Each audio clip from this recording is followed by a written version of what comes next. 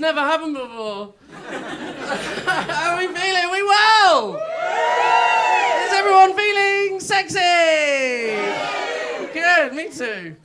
Me too. It's a sexy night of the week. I'm feeling good. It's beautiful to come out here and perform in such a lovely, it's a sexy venue, don't you think? It's like we're in the sitting room from That 70s Show. That's the vibe that we were going for tonight. It's, you don't always get to do good comedy venues doing this job. Sometimes you have to perform comedy in some weird places. A couple of years ago, I did a comedy show on the London Eye. Yeah, heard of it? A pretty big place. Turns out I'm the first comedian to ever do comedy on the London Eye. But it turns out there's very good reason that no one's ever done it before. It's one of the shittest ideas of all time. It's literally me and 20 strangers crammed into one of the little bubbles going around the London Eye. And we all know what the London Eye... People come from all over the world to go on the London Eye. They don't need extra jokes as they're going around. You know? It's like got the entertainment covered. Like, you don't go and stand in front of the Mona Lisa and go, hey, where you from? You feeling sexy? It's like trying to do comedy with the world's most distracting backdrop. And but the worst thing about it was that afterwards I went home and I told my housemate about it. And she was like, oh, how much does it cost to go on the London Eye these days? Out of interest. And we Googled it and it's £20. For a ticket, if you want a little day out on the London Eye. And then she said, how much does it cost to go on with you doing comedy? And we looked it up and it was £15. Like a discount version.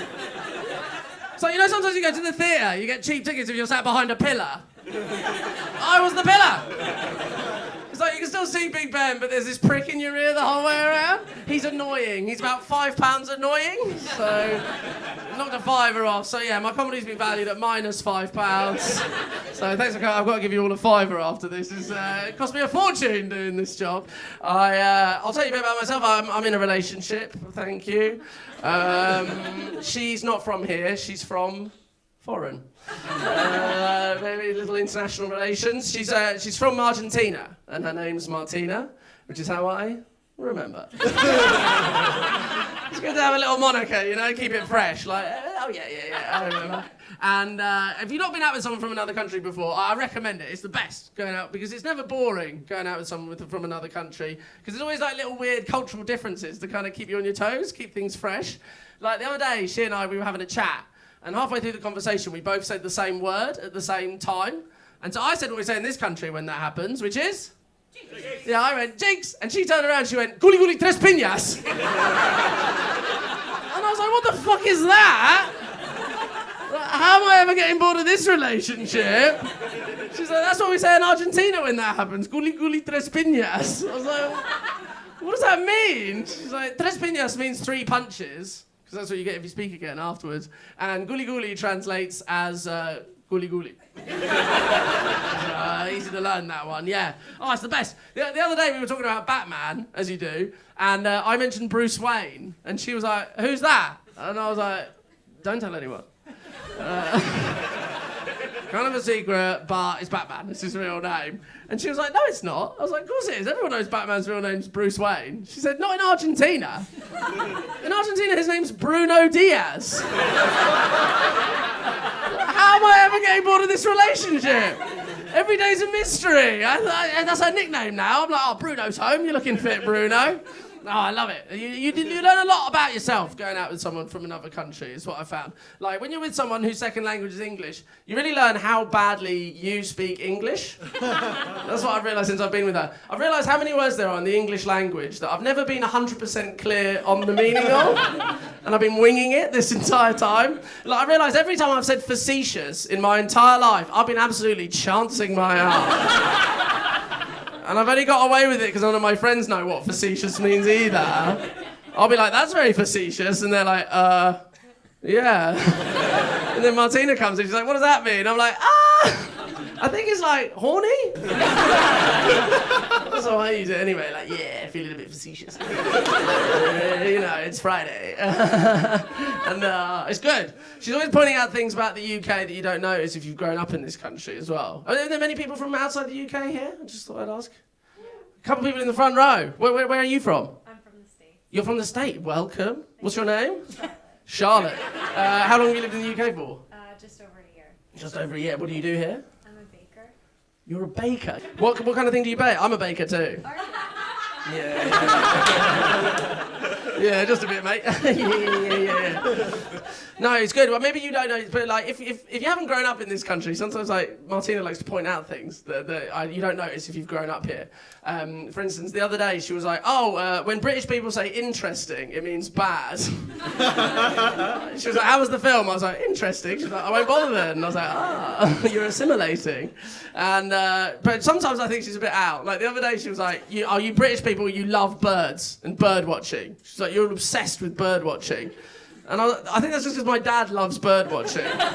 So lots of the things she thinks all British people do, it's just things that my family do, or just things that I do, specifically. Like, from somewhere, she's got this idea that all British people are wonderful lovers. Those guys. Oh, stop it, those guys. Sorry, because she fucked my dad. I don't know if that was obvious. He did, but he knows what he's doing. He's very facetious. He's a facetious boy. We're a facetious family. Can't get enough of it. Yeah, it's good. But I'm trying to learn. I mean, I don't speak English very well, but I'm trying to learn Spanish now because we've been together for a few years, and I want to know what she's saying. I can't wait to find out what she does for a living, and nail down that backstory. But I think she's from Argentina. She points at that map and goes, "Casa," and I'm like, "What do you say?" I don't know. But it's hard learning Spanish. Has anyone learned Spanish before? It's hard. Sí, muy bien. Story checks out.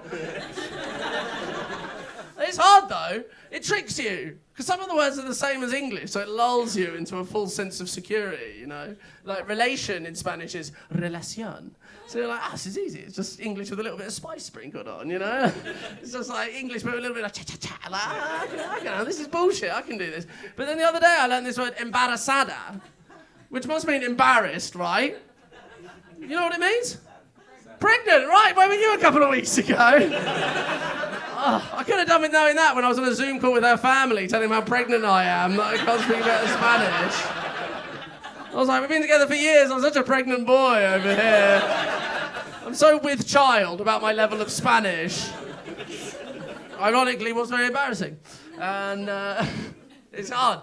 I think learning other languages, I think, is quite hard. Anyway, like there's a cliche that English people, we're all terrible at learning other languages, aren't we? And I think the main reason that we're bad at it is because to learn another language and speak it properly, you have to do their accent, don't you? But if you do it in English, it's offensive, right? We get taught you shouldn't make fun of other people's accents. So we're all like, je voudrais un croissant, pour favor. And everyone makes fun of us. I used to live in China when I was a kid. I grew up in China. And when I first started learning Chinese, I'd always been taught that if I speak English with a Chinese accent, it's very offensive, right? If I just suddenly start talking in a Chinese accent now, I'm not going to do it. There's a tension in the room. I could have done. What danger? But I wouldn't. But as a result, I didn't want to do it when I spoke Chinese either. So I would just speak Chinese in my normal accent. I'd be like, Ni hao, wo jiao Jack. Ni jiao shema mingzi. And they were like, I sounded like a Cockney chimney sweep. And no one understood what I was talking about. So it was only after a while, they would be like, you got to do the voice. And I'd be like, no, I can't. And they were like, you're not going to understand it otherwise. So I'd be like, ni hao. And they were like, nice. And I was like, God, I feel dirty. I did it right to his face. How disrespectful. That's what you got to do. You got to speak it properly. I like learning Spanish, though. Learning Spanish, the best thing about learning Spanish is that it's made me feel a bit less insecure about my name. Because I feel like Spanish people, they all have like really sexy names, don't they? They're all called like Antonio Banderas and Enrique Iglesias. You know, my name's Jack Barry. It hasn't quite got the same ring to it. But once you learn a bit of Spanish, you realise that their names just mean something else in English. And if you translate it back into English, it's not so sexy anymore. So if you're ever intimidated by someone's sexy name, just put it in Google Translate. It takes all the mystery out of it. Like Antonio Banderas. Antonio's just Spanish for Anthony. And Banderas is Spanish for flags. So he's just old Tony Flags. That's not so intimidating. He sounds like a used car salesman. I'm not bummed out by him anymore. There's a footballer I like. He's from Colombia. He's called Juan Cuadrado, which I always thought sounded really sexy, but it's just Spanish for John Square. Man, yeah, I'm not so bad anymore. Enrique Iglesias isn't so sexy when you realise his name's just Henry Churches. Whatever, man. I don't know. I find names kind of funny in general. I find it funny that when you have a kid, you have to just pick a name from like the list of names. All my friends are having babies now, and it's so magical, you know. They're like, oh my God, we made this thing, and it's half me, and it's half you, and it's special, and there's none like it in the whole world. And it's called Dave. I don't know, we picked it from the list. I know some shit people called Dave. I know some nice people called Dave. We'll see how you get on with it, Dave. Good luck. And you have to pick a name from where you're from geographically as well. You know, like I couldn't have a son called Takeshi Barry. I want one. I think it's a sick name. But I'd have to marry a woman from Japan to like unlock that part of the world. That works, you know. My partner's Latina, so I can have a Diego Barry, but how I covet the name Takeshi Barry. But you can't just have it, because it's cultural appropriation. Foiled by cultural appropriation. Thing is, I will have a go at cultural appropriation, actually, and as a concept. Because, you know, the thing is about it is people forget, you know, obviously it's bad. You shouldn't steal things from other people's culture. I get that. But what people forget is that my culture is stealing stuff from people. I'm an Englishman. This is what we do. You're gonna deny me my heritage? How am I supposed to give it a traditional English name? I'll be like, this is my son, Elgin Marbles Barry. You know? Have you met my daughter, blues music? What about my other daughter, India? That's how that works. Calling your daughter India is about the whitest thing that you can possibly do. You're like, you know that's a country. You're like, yeah, mine. I want it for me. I'm going to call out your whole history, your culture. I'm going to call it my daughter it. It's mine now. It's funny. Before going out with someone from another part of the world, I think I was a bit naive, and I never really realised how badly English people are considered in other parts of the world. Because we don't learn anything about our colonial history at school in this country. Like, I don't know about you, but when I was at school, all we got taught about the empire was we had this empire, and it was really great. Everyone got trains and cricket, everyone was happy, it was the best. And then you go to other parts of the world, and they're like, no, you're the baddies. It's like, oh, what a twist. I didn't see that one coming. It's always the person you least suspect, isn't it? Turns out I was Kaiser Soze the whole time. So like growing up as a white English person, I think it's a bit like waking up from a night of really heavy drinking where you've blacked out everything from the party the night before and you just wake up in bed in the morning and you're like, I was in pretty good form last night. Yeah. I can't remember, but I think I told a couple of anecdotes, ate some canapes, made some friends, and then you go and bump into one other person from the party who's like, you okay? And you're like, yeah, I was the life and soul of the party, wasn't I? They were like, you really ruined that party for everybody else. You took a shit in the middle of the living room, then you vomited all over the kitchen, and then you murdered millions of people. And you're like, oh my God, this is why I shouldn't drink Sambuca. Doesn't agree with me. I always do something wacky. It's a wacky drink for me. I think I'm okay at social interactions. Just no one really teaches you how you should do social interactions, do they? And sometimes I think I fuck them up. Like I'm in my mid-30s now, and I've realised I still don't really know what you're supposed to do when you're talking to someone, and then your face gets close enough to their face that you can't look at both of their eyes at the same time anymore. Where are you supposed to look? It's a nightmare. Like from here, it's fine. I can just see eyes. But once you get close, you've got to pick one. Because you can't look in the middle. Because that looks mental. And you're not getting any expression there. But I don't want to just look at one eye, because I feel like they're going to get a complex. They're going to think they've got a lazy eye or something like that. So what I do is I spend 5 seconds looking at one eye, and then I switch over to the other eye, which works a treat, but it doesn't mean you miss the entire conversation. They're like talking to me, and I'm going 3, 2, 1, and switch. And we're going back. It's like I'm watching a tennis match on their foreheads. Oh man, I want to see if this resonates, because sometimes I tell people about this and they're like, nah, that's just you. But this happened to me the other day, and for me it's the most awkward situation in the world. I was in the pub with like 3 mates, so there were 4 of us, and we were all sitting around having a chat. And then the conversation kind of split off into 2 one-on-one conversations. So far, so good. But then my conversation ran out of stuff to talk about before the other conversation, so we had to like awkwardly rejoin their conversation. That is my worst nightmare. Because a look goes between you as if to be like, we're done. We thought there was enough here, there's not enough here. It's like admitting that your marriage is over. And then you just have to awkwardly turn away from each other and watch the other conversation. And you're like, how have they got so much to talk about? They're having the time of their lives over here. And now I'm just watching them like waiting for an opening. So I can be like, ha, that reminds me, and then you're back in. And sometimes when you're waiting, your mate will try and start the conversation. Don't, it's dead.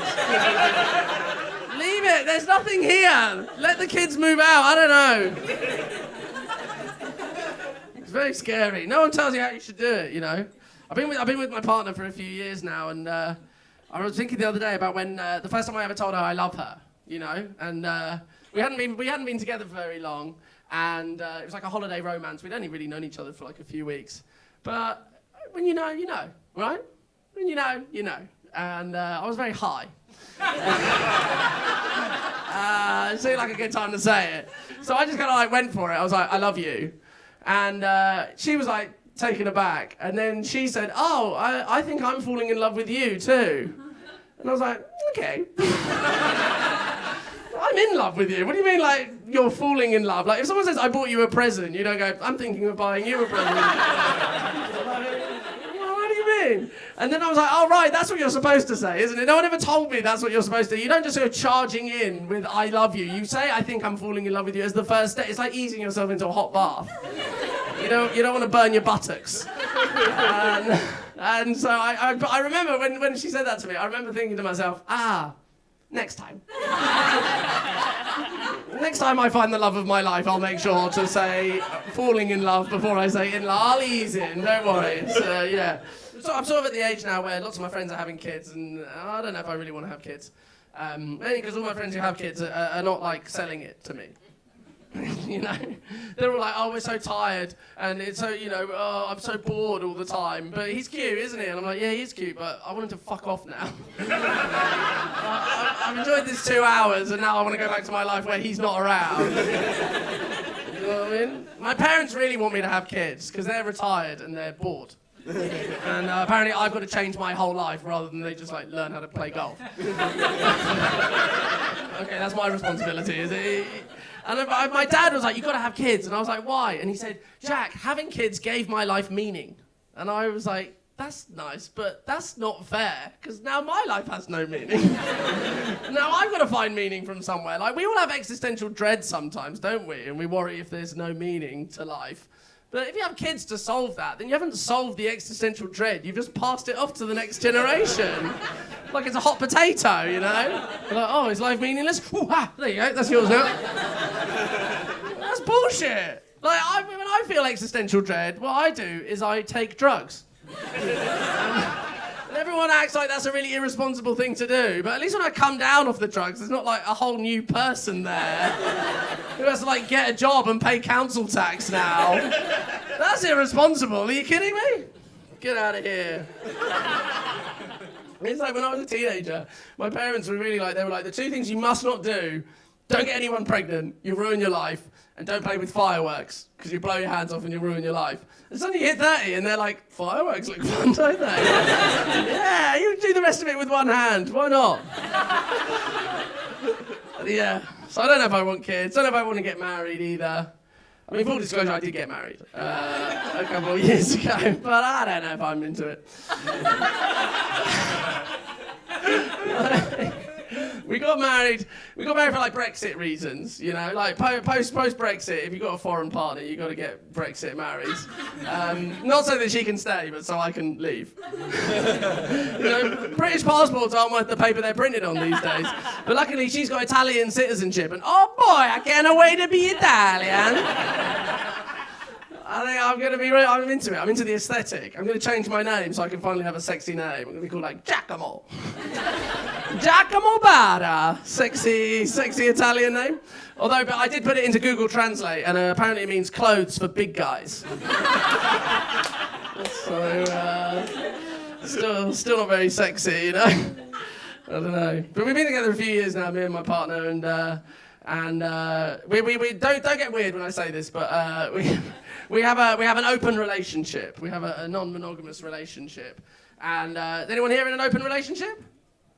No, there never are. Was there one person? No. I think it's because all the people in open relationships are all out fucking each other. They don't need to come and watch comedy for entertainment. They're all out living their best lives. Like, we've been in a relationship for a few years, and we spoke about it. We were like, I really want to be with you for the rest of my life, but that could be a really long time. You know, I feel like when monogamy was invented, life expectancy was like 25 years old. It wasn't that much of a commitment. You're like, till death us do part. Yeah, I've got a couple of years, like, whatever. Fuck around. But now 25 is when your young person's rail card runs out. There's just so much life left to live. I can't spend all this time paying full price rail fares and fucking the same person. Have you seen how expensive the trains are? And how fit everyone is? Come on, man, I gotta get out there. I'm trying to be more adventurous this year, though, because I realised recently, you know, I'm in my mid-30s, and I've never had sex with a man before. And I was like, do you know what? I think it's time to grow up. So you think, I think if you're in your mid-30s, you never fucked a man, it's like, what are you doing with your life, man? Grow up. Like, if you're a man, I think, if you're a woman, you've never had sex with a man before, I respect that. You go, sister, it's the right choice. But if you're going to be slinging this around town, you've got to be willing to have some of it back, I think, as well. So But I was like, I don't know. I feel like when I was growing up, I repressed a lot of my homosexuality, I think, because I went to school in like a very homophobic time, and I think it's there, but I have just pushed it down. So recently, this is like therapy now. There's like, basically, I was like, I'm going to try and deprogram some of the repression and reverse it. So I was like, I'm going to start watching gay porn. Does this resonate with anybody? To start off, basically, I was like, I'm going to start watching MMF porn. I was like, I'll start watching it with like 2 guys and 1 girl porn. I was like, I'm slowly going to raise the dick ratio of the porn that I'm watching. Eventually, I'll just slip the woman out. I won't even notice she's gone. Yeah, it'll be like Indiana Jones when he swaps the bag of sand for the statue. Don't set off any of the traps. Yeah, anyway. Does everyone know what porn is? There's always like a bit of a tension when I start talking about this bit. I always feel like this, because everyone's watched porn, right? We've all seen porn. But like, as a comedian, you're supposed to be like, observational material. But as soon as you mention porn, suddenly all the audience are always like, what is porn? I see the people in the audience, they get all coy and they like look at the person next to them, they're like, I've never watched prawn, is it? Am I saying it right? I don't even know how to say it. You all watch prawn, I know you do.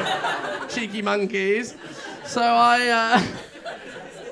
anyway, but I started watching this MMF porn, and there was like one bit in it that just made me laugh so much that I couldn't finish. And that was just what I wanted to tell you about, really. That's this whole setup. So basically, it was like MMF. So there's like 2 guys and 1 girl in the porn, and basically there's like one bit where like the girl, she was kind of standing at the front like this, and then one of the guys was having sex with her from behind like this, and then the other guy was having sex with him from behind like this. So it was like they were all connected in the world's best conga line. But then to me, it just felt really funny because it kind of felt like the guy at the back was having sex with the girl, but he was using an extension cable. He was like, I want to have sex with you, but I can't reach all the way over there. Bring in someone else. And then my mind was running and I was like, oh, maybe she's got like an American vagina and he's got a European penis. And then the guy in the middle's like a travel adapter. It's like they need him, otherwise the voltages are going to be all wrong. Someone's going to get electrocuted. I was like, well, no, I can't come, I'm laughing too hard.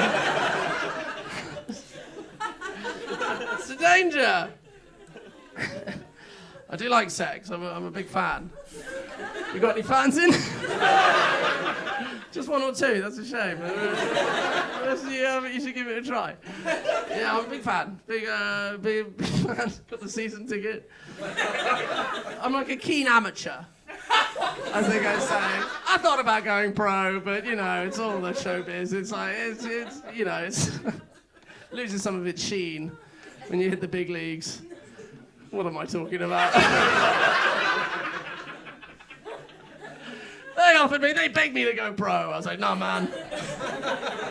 I want to keep the love of the game.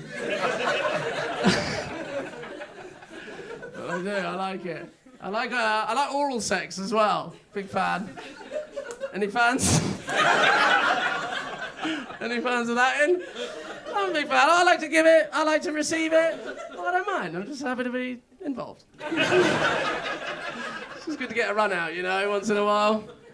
One thing about oral sex that I've never understood about oral sex, I've never understood why people use it as an insult. You know? When people are like, suck my dick, mate. You know? People will be like, suck my dick, man. Are people saying that or are they just saying it to me?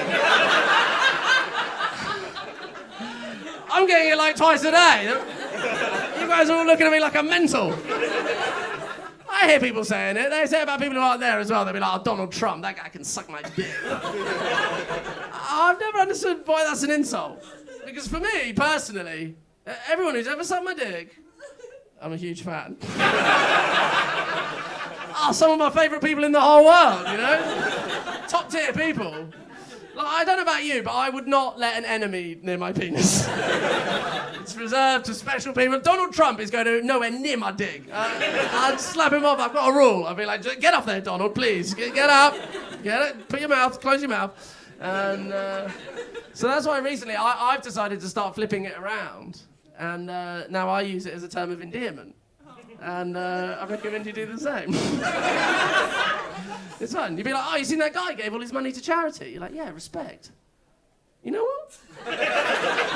You can suck my dick. Yeah, he seems like a stand-up guy. If he treats my dick as well as he treats the poor, then I think it should be a good night.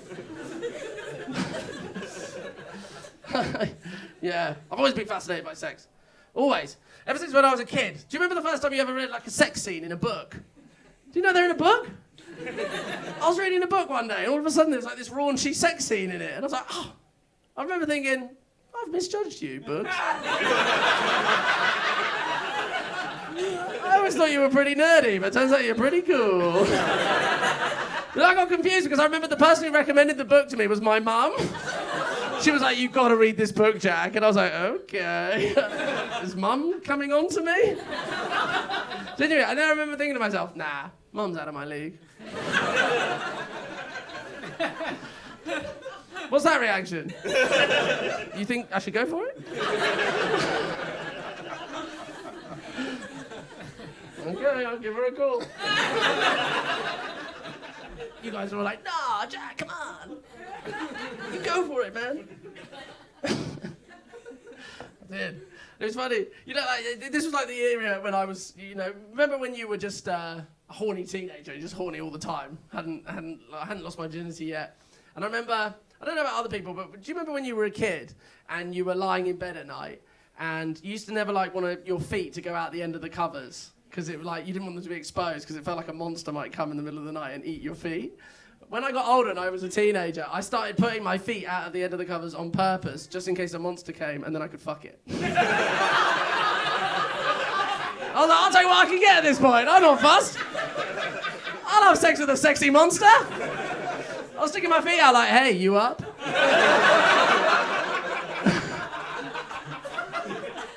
And that's how I met my ex-wife, am I right? Comedy in the 70s. Yeah, I do, yeah. I like sexting. We got fans of sexting. You used to have a long distance relationship, you gotta keep it spicy with sexting. And I like sexting, but the thing I find weird about it is that you'll be texting each other like the raunchiest stuff. You know, like, God, come over here and yeah. Do you know what I mean? I can't wait to lick your... You know, the good stuff. You're like, and you're texting each other raunchy stuff. But the whole time you're doing that, your face is just...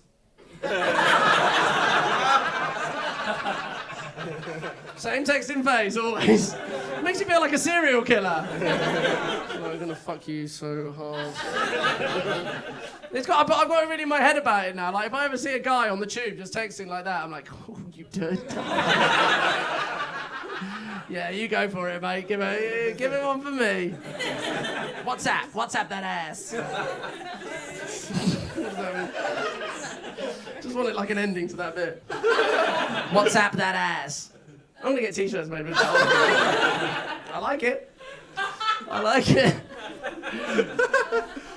We watch a lot of TV at home with the subtitles on because my partner's second language is English, and I like watching TV with the subtitles on. But it's really made me realise I never considered before that in English we have two different meanings for the word moan. Like if you're watching Netflix and someone's like getting a bit sexy and they let out a little like oh. The subtitles will just say brackets moans. And every time it happens, I can't help but read it as them going, I'm tired. Someone's like getting fingered and they're like, I don't want to be here anymore.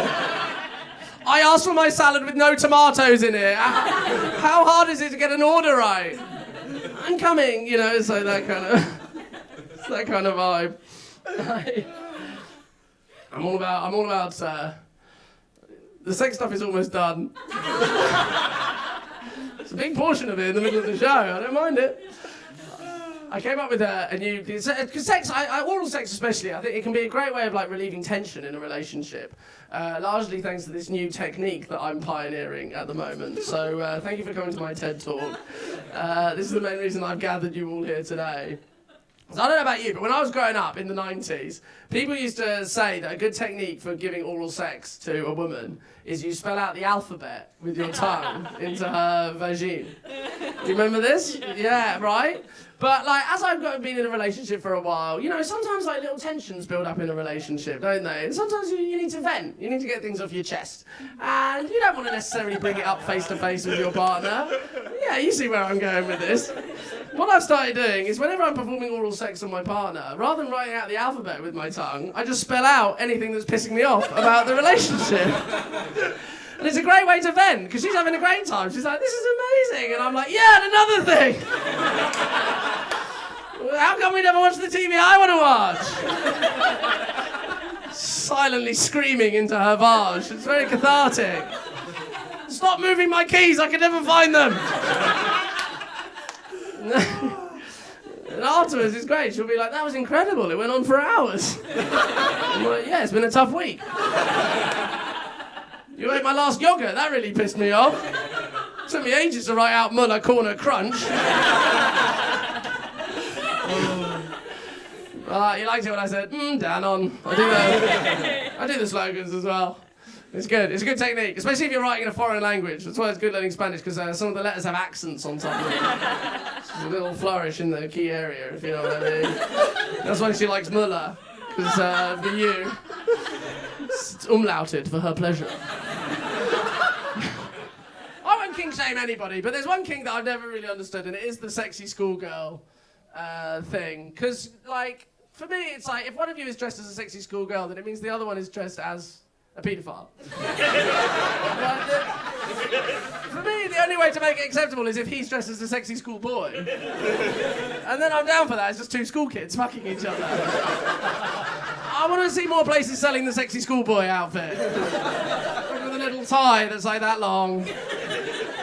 You know, know, like you grease your hair down. The foreplay is you're talking about pogs. And like, yeah, you're gonna cram each other before the GCSEs.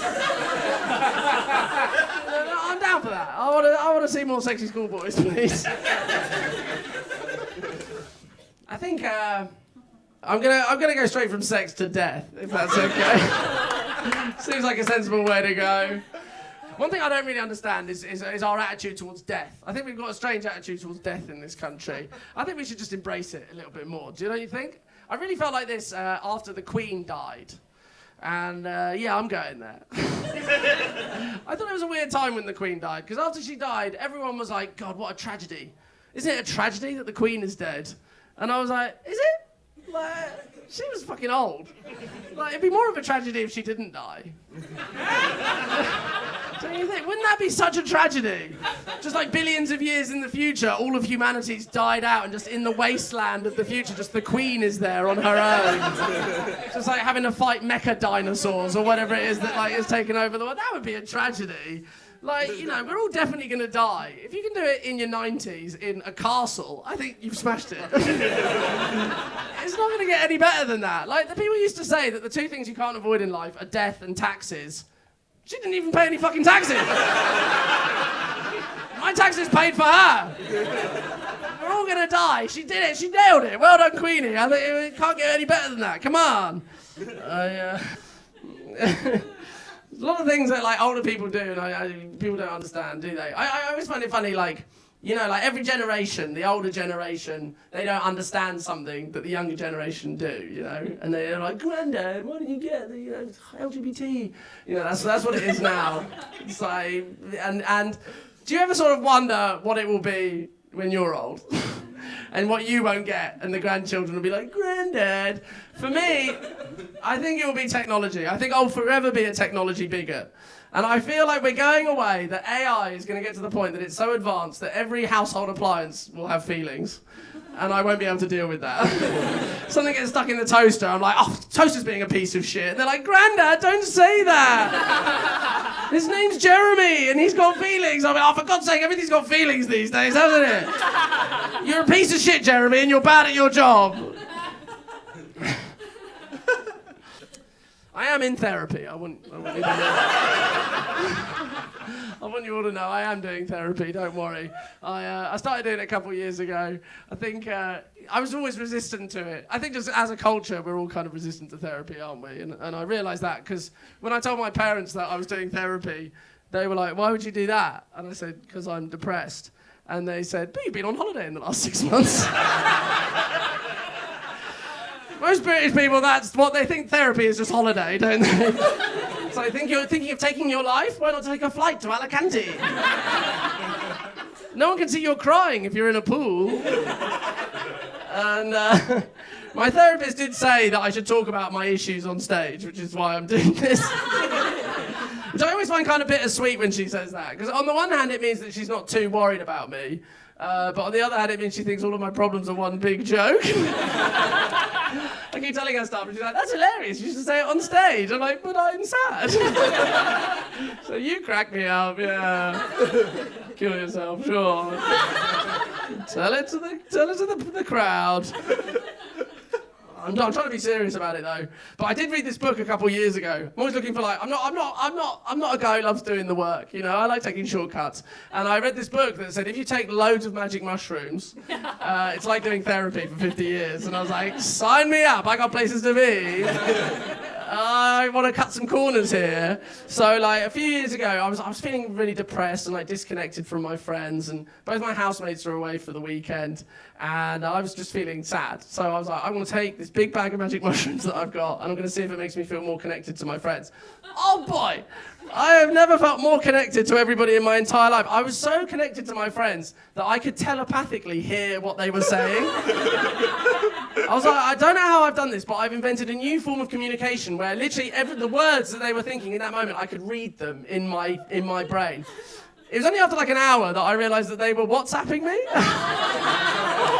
And I had just been staring at my phone for an hour. Like, what is this new form of communication? Oh, right, it's the same one. It's the same one I always use. And You have. You got to take yourself seriously, mental and physical. I'm in my 30s, and it's that sort of age where just things started breaking on my body, and they'll never be the same ever again. You know, that's like a tough age. Like at the moment, I've got like a bad neck because a couple of months ago I smiled too hard for a photograph. That's a tough age when I got to start limbering up if I'm going to look happy. If I'm going to a wedding, I have to do like an hour of yoga beforehand. It's dangerous out there. I had this thing like a couple of years ago. I had this like really bad cough. It wasn't COVID. It was like before COVID, and I'd had this cough for like 3 months. And I went to the doctor, and in the doctor's office they had this sign that was like, if you've had a cough for more than 3 weeks, come and see us, because you might have cancer. And I was like, oh boy, I'm riddled with cancer. I was like, you got to get this cancer out of me, doc. And they did all these tests, and actually they realised that what I had was a cough. That's what they said. They were like, you're 30, you can just have a cough for 3 months now. I was like, oh shit, like, can you prescribe anything for it? And they said, the best thing you can take is honey, lemon, and ginger. And I was like, are you a qualified doctor? It took you 7 years to learn about honey, lemon, and ginger. That's what my mum would prescribe me. And then they were like, okay, is there anything in your diet that might be making you sick? That's what they asked. They were like, and I was like, I don't know. I've never understood people who were like, oh, I can't eat any bread because I'll be gassy later. I'm always like, how do you know? You know, if I'm gassy, I just think, oh, I hope I'm not gassy later. You know, if I got the shits, I think, I hope this ends at some point. I haven't got the time to go through and figure out who the culprit was, like I'm Poirot. Who's got the time to be like, oh, I had the shit 6 months ago as well, and Aubergine was there that time as well. And he's got a motive because I've been banging his wife. I haven't got time to figure all this shit out. So they were like, well, there's nothing we can do for you then. And so a couple of days later, I was in the back of this cab, and I was like coughing my lungs up. And the cab driver was like, that's some hell of a cough you've got. And I was like, tell me about it. And then he was like, in my country, people have a special remedy for people who have a bad cough. And I was like, oh, where are you from? And he was like, I'm from Tanzania. And I was like, oh, teach me the secrets of Tanzania. And he was like, what we do in Tanzania, if someone's got a really bad cough, is we mix honey and lemon and ginger. So, fuck you! You're no better than those quacks in the NHS. Coming over here, trying to fix my cough. I like doing therapy, but it does kind of ruin a lot of things for me. Like, I'll go to my therapist sometimes, and she says, have you had any dreams recently? And I'll be like, oh yeah, I had this great dream where I was on a Ferris wheel with the Wu-Tang Clan. And she was like, what do you think that means? And I was like, that I love the Wu-Tang Clan. And then she was like, I think it means you've got imposter syndrome at work. And I was like, oh God, really? Can't I just have a nice time at the carnival with the guys? She's like, no man, you got issues. I was like, what about that one where I'm frolicking in the meadow from the sound of music? And she's like, that means you're going to die alone. And I was like, oh, fucking hell. Yeah. I had this dream recently, and I don't know if this ever happened to you. I woke up in the middle of the night because I needed to go to the toilet. And I knew I had just been having the best dream ever. I couldn't remember what it was, but I was like, God, I was happy in that dream. So I was like, I got to go wee as quickly as I can so I can get back to that sweet dream I was just having. And I was like, I don't want to open my eyes too much because the dream is trapped in here somewhere. If I open my eyes, the sleep will get out. So I got up, I ran to the bathroom. I was like bouncing off the furniture in my house. I was like, oh God, I've got to get back to this dream. And I was like pissing all over the bathroom floor. I was like, I'll clean up in the morning, I got dreaming to do. And I ran back into my room and I dived into bed and I was immediately in a dream where I was married to my cat. I was like, is this the dream that I was in before? This doesn't seem worth pissing all over the bathroom floor for. I'm in the wrong dream, this is bullshit. But it happens sometimes, you know? We weren't like doing anything. I just want to reassure you. It wasn't a sexy dream. I just knew, you know? You know sometimes when you're in a dream and you're like, this isn't my house, but I know in the dream it's my house. I was in the dream and my cat was there and I just knew in the dream that he was my husband. You know, it's one of those kind of dreams. We got any cat people in? Yeah, I like cats. I hadn't had a cat before, my cat, and I don't know about you, but having a cat, it really made me realise how many people are dog people. Everyone I tell I've got a cat, they go, I like dogs. All right, fuck, I wasn't asking you to buy my cat. I feel like That's the only thing where it's okay for you to do that, isn't it? Like, if you say, I've just moved into a flat, you don't go, I like houses. Someone's like, we're having a baby, you don't go, I like money. You leave the cat alone, man. I like having a cat. Having a cat, it's a bit like having a shit housemate, isn't it? Like, they don't buy anything, they don't contribute, they break everything, they eat all the food, but he's like a good mate, you know? I had a good friendship with the cat. Like, I don't really have any other mates who I can just put my face on their face and go, why are you so soft? I wish I did, to be honest. I wish I had that relationship with more of my friends. I'd love that. Just go down the pub with the lads, like, why are you so soft? I wish I had a mate I could just like slowly rub my hand down his back in the pub and he'd arch and show his butthole to everybody else in the pub. I'd love that, but it's just me and the cat in that gang, unfortunately. Yeah. I think I like cats because, well, I'll tell you this. I used to like dogs, but then this happened to me recently. I was getting a bus home after a gig. And you know, like, when people get the bus in London, it's always kind of depressing, isn't it? Like, no one wants to make eye contact or chat or anything. But then on this day, like, someone had their dog with them at the bus stop. And you know when someone's got their dog on public transport, it's like, oh, best day ever. I'm going to make a friend. And I was chatting to the dog. I was using my special voice that you use for random dogs that you meet in public, which is, hello. I was like, hello, mate, what's your name? And we're like bonding, we're getting on so well. And then this is completely true. I saw my bus was coming down the street, so I stood up to wave for the bus. And as I did, the dog's owner jumped up and he tapped me on the shoulder and he said, sir, this is a drug sniffing dog. He's caught a scent on you. We're going to do a stop and search. Yeah, I was like, oh, you little snitch. I thought we were mates. You really sold me out, haven't you? So I was still doing the voice. I was like, who's a traitor? Snitches get stitches. Yes, they do, you little traitor. And yeah, it was true. Like, they took me around the corner and there was like 10 policemen waiting. It was like some kind of sting operation. And they started like patting me down and searching through all my stuff. And they were like, sir, do you take cannabis? And I was like, oh, I have done in the past. I was like trying to make it sound really vague. I was like, oh, who remembers when, you know, yesterday? I was like, who remembers yesterday? Not me, I was high. And then I was like, wait, is that what you're here for? Just to catch people who smoke a bit of weed? And they were like, no, we're actually here to catch bigger drug kingpins. And I was like, are they taking the bus? Pablo Escobar getting the number 63 home, is he? With a briefcase full of cocaine. Like, oh, I hope no one's sitting upstairs so I can sit at the front and pretend I'm driving. Fucking waste of time. Isn't it time we just legalise all the drugs? Oh, don't we think? People are already buying, you know, everyone's always talking about how skint we are in this country. We've got no money, and politicians like, there's no magic money tree. Yes, there is. It's a weed plant. It's right there. People are already buying the drugs and making the transactions, and we're just not taxing the transactions. And as a drug user, I'd like to see my money go towards something more useful. Do you know what I mean? Every time I smoke a joint, I think, that could build a hospital. And then I'll do a line of ketamine, and I'll be like, that could be a school. And then I'll do an ecstasy pill, and I'll be like, God, I love this song. What's it called? 8 Hours of Techno? Great. Suddenly I understand techno music. I'm a big fan of a guy called David Nutt. Do you guys know him? Yeah. He's a drugs policy advisor for the government a few years ago. And basically they sacked him because he pointed out that taking ecstasy is safer than horse riding. Because it's true, like, horses kill more people every year than ecstasy does. And they were like, you can't say that. And they sacked him because they weren't ready for the truth. And he wasn't trying to say anything crazy like, let's ban horse riding. He was just pointing out that we tolerate things that are a lot more dangerous than drugs, and we don't think about it. I disagree. I think we should ban horse riding. And I think we should legalise drugs at the same time.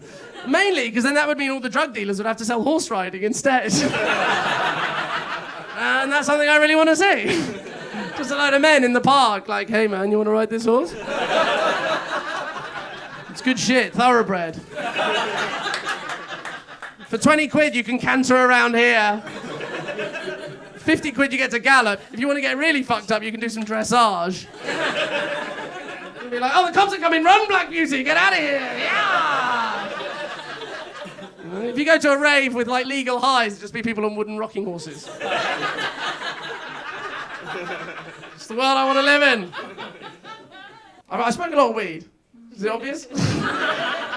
I like smoking weed, and the annoying thing about smoking weed is that like a lot of the reasons that it's illegal, it's not really to like protect our health, you know. Like if you read about it, a lot of the reasons that weed is illegal, it's like based in like historical racism and things like that, which is all true. But unfortunately, also smoking weed makes you really paranoid. So it's really hard to argue that, you know, because people are like, you're just high, and I'm like, yeah, I am, but. But it's also true, do you know what I mean? Like, I feel like being a stoner and trying to argue for legalization, it's a bit like trying to get everyone to be a vegetarian when your girlfriend is a goat. You know, like there are loads of great arguments for being a vegetarian. It's good for the environment, it's good for your body, but people are just going to be like, we're not going to take you seriously until you stop fucking that goat. You got a vested interest here. I can tell you're biased. You're like, come on, the goat's sexy. Cool. Does anyone here work for the NHS? You do. Front row. What's your name, sir? Russell. Russell. What do you do, Russell? Doctor.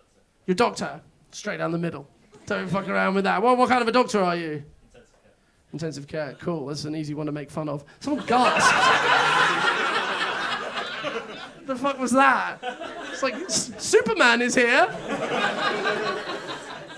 Intensive care. Cool. Yeah, thank you for your service.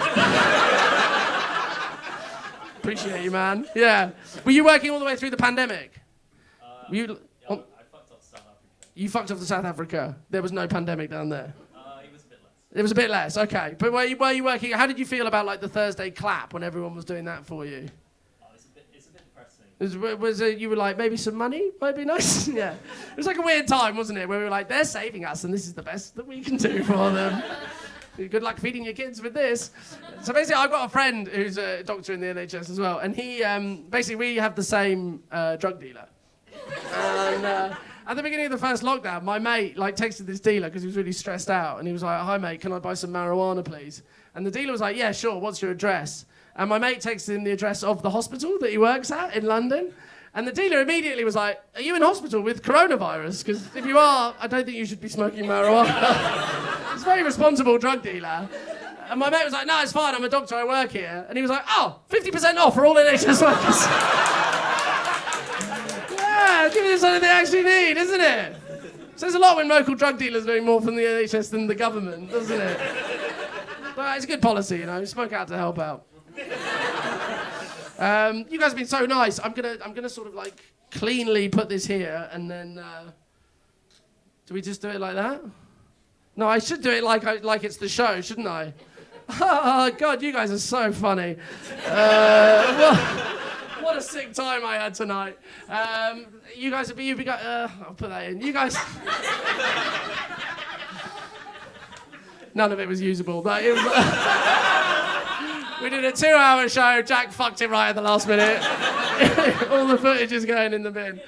No, all is left to say is that you guys are all such a wonderful audience. I mean this from the bottom of my heart. You can all suck my dick anytime. Enjoy the rest of your